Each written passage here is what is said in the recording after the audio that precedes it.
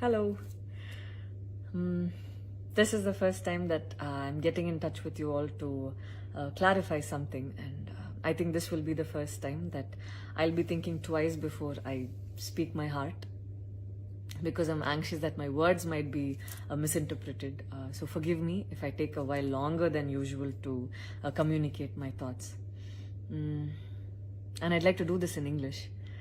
In a recent interview, I was asked if I was a supporter of the left or the right wing, and I clearly stated that I believe I'm neutral, and we need to be good human beings first before we identify ourselves with our beliefs, and that the oppressed need to be protected at any cost.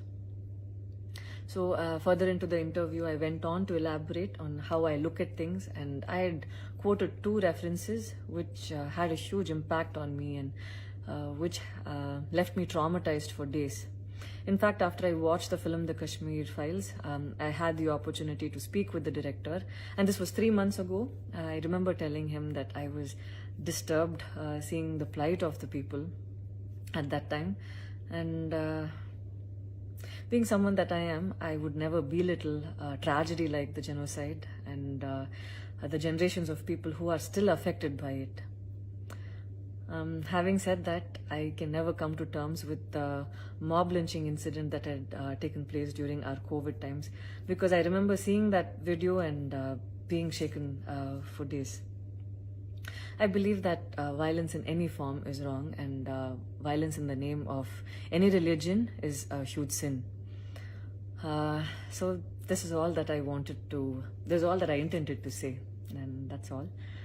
But it was very disturbing to see that many people online justified the mob lynching incident, and I don't think any of us have the right to take another person's life. Being a medical graduate, I believe that all lives are equal and all lives are important. And I hope a day doesn't come when a child is born and he or she is scared of his or her identity, and I pray that we're not heading towards that, at least. 14 years of my life, my school life, I remember every day going to school and chanting, "All Indians are my brothers and sisters. I love my country and I'm proud of its rich and varied heritage." So maybe it went so deep into my head, and we as children would never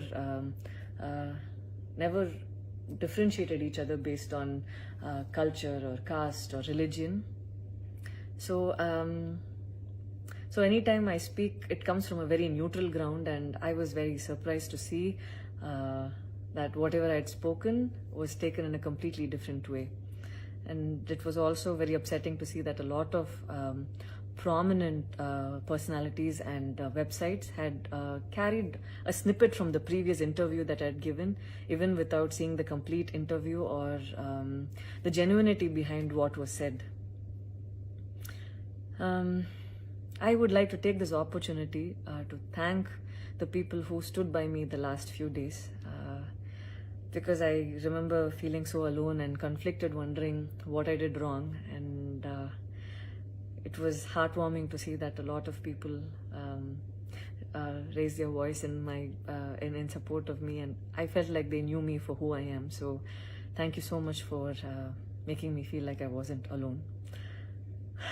So I wish you all happiness, peace and love. Thank you so much.